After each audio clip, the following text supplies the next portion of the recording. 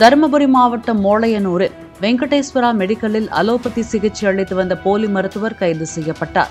முதலமைச்சரின் தனிப்பிரிவிற்கு அனுப்பி வைக்கப்பட்ட புகாரின் அடிப்படையில் சுகாதாரம் மற்றும் வருவாய்த்துறையினர் நடத்திய சோதனையில் வெங்கடேசன் டிப்ளமோ மட்டுமே படித்திருப்பது தெரிய வந்ததால் மெடிக்கலை பூட்டி சீல் வைத்தனர்.